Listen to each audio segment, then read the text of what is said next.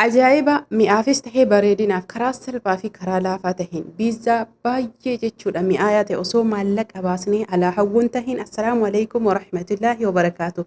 Ashamaa Oromoo koo guutuu amantiif kutaan osoo waliin qoodiin kan asitti argitan harceedha. Harcee burcuqqoo tokko burcuqqoo lama akkaataa maatii keessanii yookiin baay'ina nama keessaniitiin achi booda sukkaara maankaa tokko kaameraa maankaa tokko sirriitti hubadhaa soogidda kan nu barbaachisu jechuudha. Hordoftoota fi kabajamtoota kiyyaa san booda harcee fi akkasuma immoo sukkaara soogidda maal kana waliin geenna wantoonni isin sirriitti hubachuu qabdan harceen kam jettanii yeroo hedduu na gaafattanii yeroo hunda wantoota akkana harcee qamadii yookiin harcee adiidha. Achi booda bishaan jiddu galeessa ta'e jechuun baay'ee qabbanaa'aa osoo hin tahin bishaanuma alaa keessattuu namoonni hawaasni biyya oowwaa jirtan jechuudha.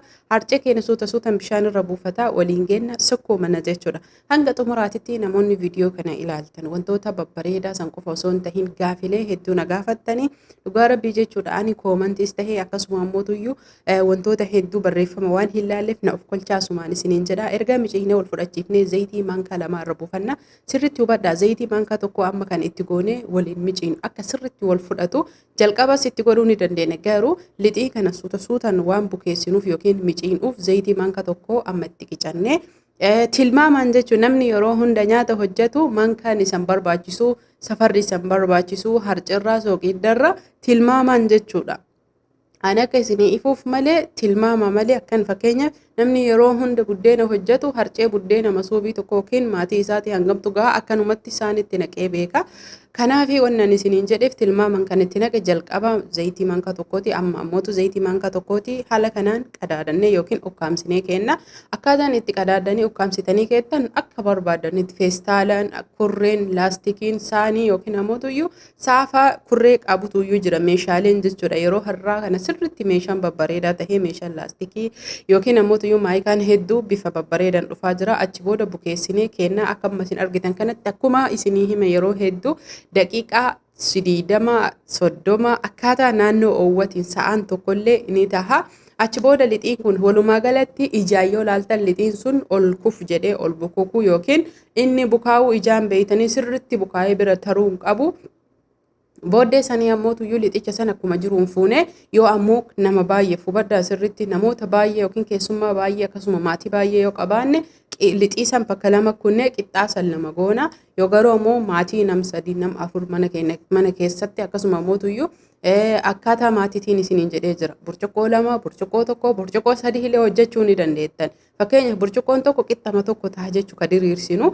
Burcuqqoon lama qixxaa lama jechuun bakka lama kunne qixxaa kana lama diriirsinee haalaan margitan. Kanaan geengoon wantoota meeshaalee mana keenya keessa jiran waan akka burcuqqoo akkasuma kubbaayyaa sibiila tokko maal jedhama yaa rabbii kee nikeelii kanniiniin erga kukkutannee jennee dirqama meeshaa isaa suuqaa bituu hin qabnu jechuu hin qabnu erga geessinee jennee hordoftoota fi kabajamtoota kiyyaa wanni sirriitti hubachuu qabdanii shuukaan erga akkanatti qaawwa baafnee sooyaa isaa yookiin ammoo tuyyuu salsaa isaa kan hojjetamu timaatimii fi urgooytu yookiin qimamii qofa walitti danfisuudhaan kan hojjetanii namoonni hedduun ni beeytanii.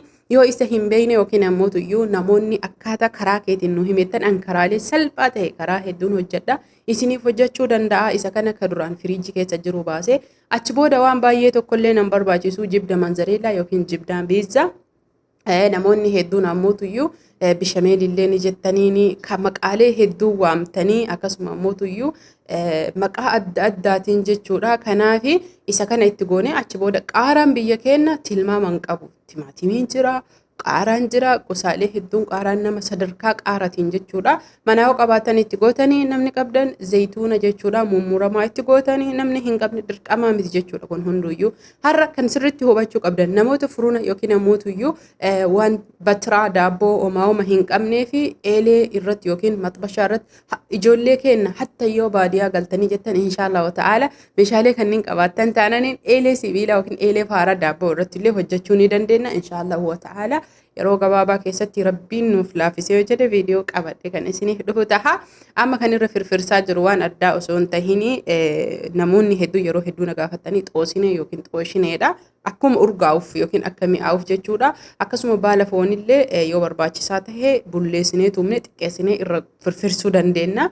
Achumaan ammoo tuyyuu ni bareechisaa ni urgeessaa ni miidhagsallee fayyaafis faayidaafis baay'ee bareedaadha. Achi booda eelee kenna yookiin ammoo tuyyuu saaja akkasuma maxbashaa namoonni maqaalee adda addaatiin waamuu dandeettanii eelee kenna afaanuma kiyyaan isinitti hima.